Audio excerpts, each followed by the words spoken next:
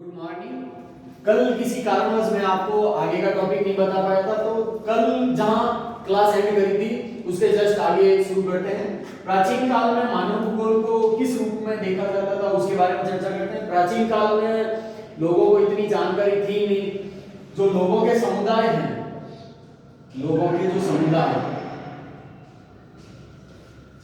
वह लोगों के समुदाय एक दूसरे से संबंधित नहीं थे। जैसे मान लीजिए उत्तरी अमेरिका के जो लोग हैं वह अफ्रीका महाद्वीप वाले लोगों को नहीं जानते थे, या फिर यूरोप वाले जो भाग है उन प्रदेशों के बारे में उनको जानकारी अधिक नहीं थी, क्योंकि उनके पास यात्रा करने के लिए या फिर आने जाने की सुविधा न होने के कारण इतना विकास नहीं हुआ था।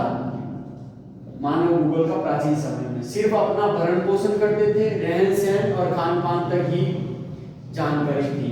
जस्ट देन बाद में आता है मध्य युग। मध्य युग में आपके 15वीं शताब्दी से लेकर 20वीं शताब्दी तक वाले पार्ट को सम्मिलित किया जाता है। 20वीं शताब्दी और 15वीं शताब्दी के मध्य में बहुत सारे यूनानी और ग्रीक भूगोलवेता, इनके साथ साथ में रोमन, अरब, ये जो ज्योग्राफर थे, इन प्रदेशों के जो ज्योग्राफर थे, उन ज्योग्राफर ने भी मानव भूगोल और भूगोल में बहुत सारा योगदान दिया है। भूगोल में किस प्रकार योगदान दिया, अब इनमें नाम लिखता हूं मैं। एक तो आएगा थेल्स, अनेक्सीमेंडर, हिकेटियस, जो भूगोल के पिता कहे जाते हैं, हिकेटियस। उसके बाद में नाम आता है प्लेटो का, अरस्तु का। तो ये जो सभी नाम हैं, इन नाम के जो लोग हैं या फिर जो ग्रीक या यूनानी लोग हैं ज्योग्राफर, उन ज्योग्राफर ने भूगोल को एक नया आयाम प्रस्तुत किया। भूगोल में एक नए आयाम की प्रस्तुति करी, जिसमें उन्होंने कहा कि जो पृथ्वी है वह केंद्र में न होकर सूर्य के चारों ओर चक्कर लगा रही है, न कि पृथ्वी के चारों ओर सभी ग्रह और सूर्य चक्कर लगा रहे हैं। 15वीं शताब्दी में ही इन सभी विद्वानों ने इसकी जानकारी दी। अब रोमन भूगोलवेताओं में स्ट्रेबो का नाम आता है, जिन्होंने भूगोल में अपना महत्वपूर्ण योगदान दिया। इरेटोस्थनीज, जो यूनानी भूगोलवेता था, इरेटोस्थनीज, इसने भी अपना महत्वपूर्ण योगदान दिया।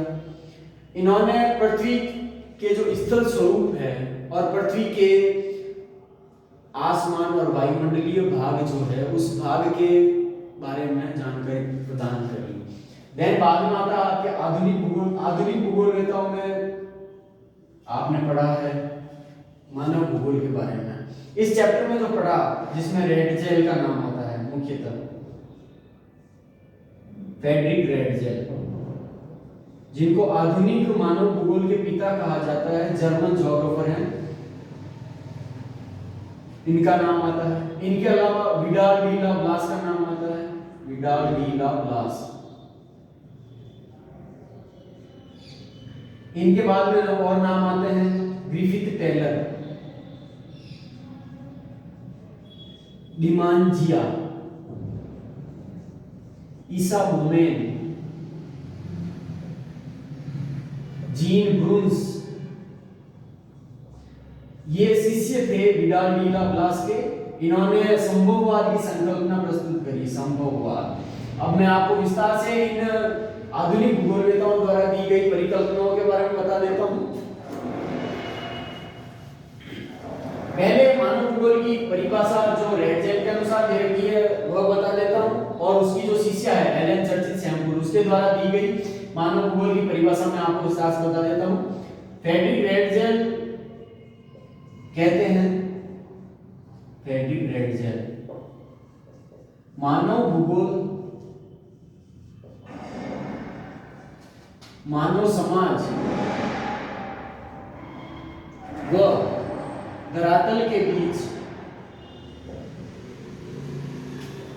संबंधों का अध्ययन है।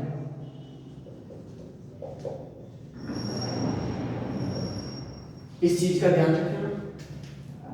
रेडजेल कहते हैं कि जो मानव भूगोल है, उस मानव भूगोल में किसका अध्ययन किया जाता है? उनके अनुसार मानव समाज का और धरातल के बीच संबंधों का अध्ययन किया जाता है रेड जेल के अनुसार। फिर इनकी जो शिष्या है Ellen Churchill Semple, Ellen Churchill Semple, ये कहते हैं मानव भूगोल चंचल मानव स्वभाव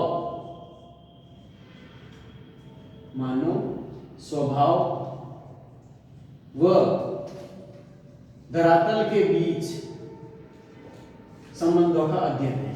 तो इस प्रकार चीज वही है, सभी जो भूगोलवेता है मानव भूगोल को इसी प्रकार से आपके सामने परिभाषित करेंगे कि भाई मानव भूगोल है वह मानव और धरातल के बीच संबंध का अध्ययन है। सभी विद्वानों के द्वारा इसी प्रकार की परिभाषा दे रखी है। अब इनके बाद में डिटरमिनिज्म दे रखे हैं आपके, जो आधुनिक भूगोल है। प्राचीन भूगोल में बता दिया, प्राचीन भूगोल में लोगों को इतनी जानकारी थी नहीं। मध्य भूगोल में कुछ विद्वानों ने प्रयास किए भूगोल को अच्छे से समझाने के, और आधुनिक समय में निश्चयवाद की संकल्पना की, निश्चयवाद या फिर पर्यावरणीय निश्चयवाद।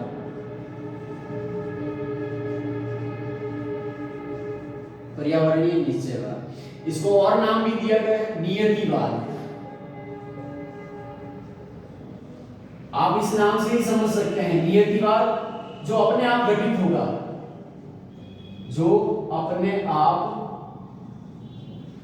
घटित हो, नियति है, ऐसा होकर ही रहेगा, उसको कोई बदल नहीं सकता, यह नियतिवाद कहलाता है। इसी को निश्चयवाद कहा जाता है और इसी को पर्यावरणीय निश्चयवाद कहा जाता है। इसको अंग्रेजी में एनवायरमेंटल डिटरमिनिज्म कहा जाता है।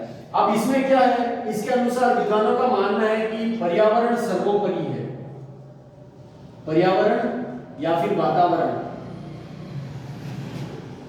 यह सर्वोपरि है, मानव इसमें किसी प्रकार का हस्तक्षेप नहीं कर सकता। इनके अनुसार मानना है मानव एक मोम का पुतला है, मानव एक मोम का पुतला है, पर्यावरण जैसा उसको चाहे उसके अनुसार ढाल सकता है। इन विद्वानों का मानना यह है कि मानव एक मोम का पुतला है, मनुष्य कुछ भी नहीं कर सकता, जो भी करेगा वह पर्यावरण करेगा, पर्यावरण से आगे मनुष्य का कोई औचित्य नहीं है। देन दूसरी संकल्पना आती है आपके, ये तो होगी पहली, फिर दूसरी आती है जिसको कहा जाता है संभववाद। अब ये जो पहली परिकल्पना है, इसके अनुसार निश्चयवाद देने वाले जो विद्वान थे वह थे फ्रेडरिक रेडजेल